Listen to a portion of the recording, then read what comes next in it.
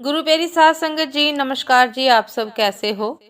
आशा करती हूँ बाबा जी के श्री चरणों में अरदास करती हूँ कि मालिक की कृपा से, सतगुरु दातार की मेहरबानी से आप सब बहुत खुश होंगे, मौज बहार में होंगे और अवश्य ही भजन सिमरन में होंगे।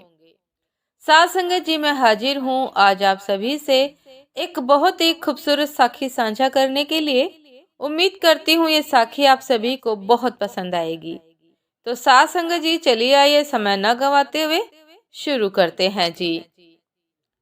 साथ संगत जी, काम की तलाश में इधर उधर धक्के खाने के बाद निराश होकर जब वह घर वापस लौटने लगा तो पीछे से आवाज आई कि ए भाई, यहाँ कोई मजदूर मिलेगा क्या? उसने पीछे मुड़कर देखा तो पाया कि एक झुकी हुई कमर वाला बूढ़ा 3 गठरियां उठाए हुए खड़ा है। उसने कहा, हाँ, मैं ही मजदूरी कर लूंगा। मुझे रामगढ़ जाना है। 2 गठरियां मैं उठा लूंगा, पर मेरी तीसरी गठरी भारी है। इस गठरी को तुम रामगढ़ पहुंचा दो, मैं तुम्हें 2 रुपए दूंगा। बोलो, काम मंजूर है? ठीक है, चलो, आप बुजुर्ग हैं, आपकी इतनी मदद करना तो यूं ही मैं अपना फर्ज समझता हूँ। इतना कहते हुए गठरी उठाकर अपने सिर पर रख ली, किंतु गठरी रखते ही उसे इसके भारीपन का एहसास हुआ। उसने बूढ़े से कहा कि ये गठरी तो काफी भारी लगती है। हाँ, इसमें 1-1 रुपए के सिक्के हैं, बूढ़े ने लगभग फुसफुसाते हुए कहा। उसने सुना तो सोचा, होंगे मुझे क्या, मुझे तो अपनी मजदूरी से मतलब है। ये सिक्के भला कितने दिन चलेंगे? तभी उसने देखा कि बूढ़ा उस पर नजर रखे हुए है। उसने सोचा कि ये बूढ़ा जरूर ये सोच रहा होगा कि कहीं ये भाग तो नहीं जाएगा। पर मैं तो ऐसी बेईमानी और चोरी करने में विश्वास नहीं करता। मैं सिक्कों के लालच में फंसकर किसी के साथ बेईमानी नहीं करूंगा। चलते चलते आगे एक नदी आ गई। वह तो नदी पार करने के लिए झट से पानी में उतर गया, पर बूढ़ा नदी के किनारे खड़ा रहा। उसने बूढ़े की ओर देखते हुए पूछा कि क्या हुआ, आखिर रुक क्यों गए?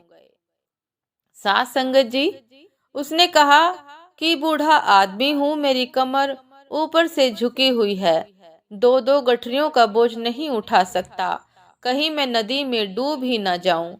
तुम एक गठरी और उठा लो, मजदूरी की चिंता न करना, मैं तुम्हें 1 रुपया और दे दूंगा। ठीक है, लाओ। पर इसे लेकर कहीं तुम भाग तो नहीं जाओगे? क्यों? भला मैं क्यों भागने लगा? आजकल किसी का क्या भरोसा, फिर इसमें चांदी के सिक्के जो हैं।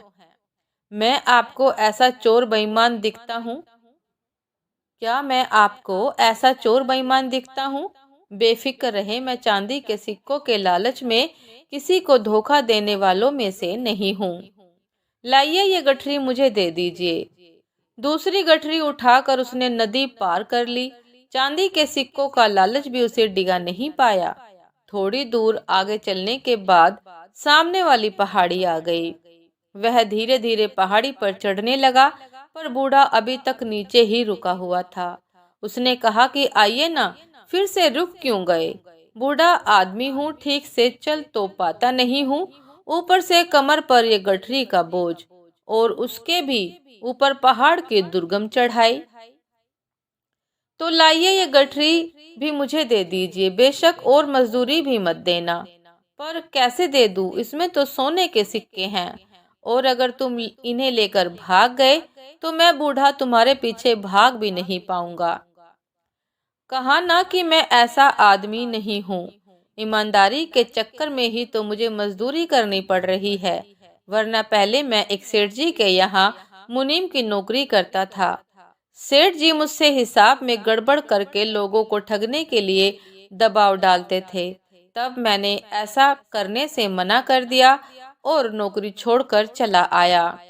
उसने यूं अपना बड़प्पन जताने के लिए गप हाँकी। पता नहीं तुम सच कह रहे हो या खैर, उठा लो ये सोने के सिक्कों वाली तीसरी गठरी भी। मैं धीरे धीरे आता हूँ, तुम मुझसे पहले पहाड़ी पार कर लो तो दूसरी तरफ नीचे रुक कर मेरा इंतजार करना। वह सोने के सिक्कों वाली गठरी उठाकर चल पड़ा।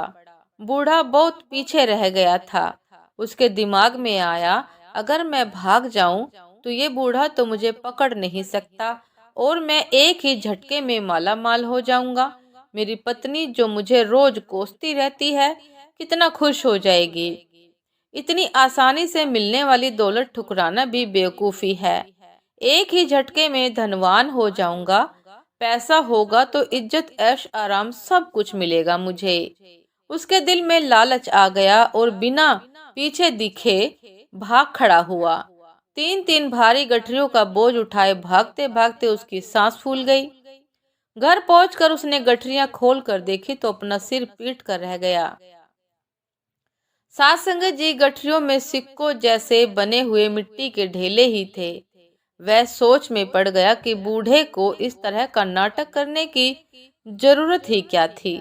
तभी उसकी पत्नी को मिट्टी के सिक्कों के ढेर में से एक कागज मिला, जिस पर लिखा था, यह नाटक इस राज्य के खजाने की सुरक्षा के लिए ईमानदार सुरक्षा मंत्री खोजने के लिए किया गया। परीक्षा लेने वाला बूढ़ा और कोई नहीं, स्वयं महाराजा ही थे। अगर तुम भाग न निकलते तो तुम्हें मंत्री पद और मान सम्मान सभी कुछ मिलता। पर साथ संगत जी, हम सभी को सचेत रहना चाहिए। न जाने जीवन देवता कब हमसे ये किसकी परीक्षा ले ले, हम में से कब किसकी परीक्षा ले ले। प्रलोभनों में न डिग कर सिद्धांतों को पकड़े रहने में ही दूरदर्शिता है।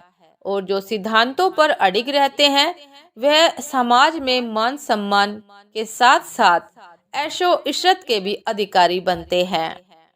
तो साथ संगत जी, सदैव अपने जीवन को ईमानदारी से बिताना चाहिए।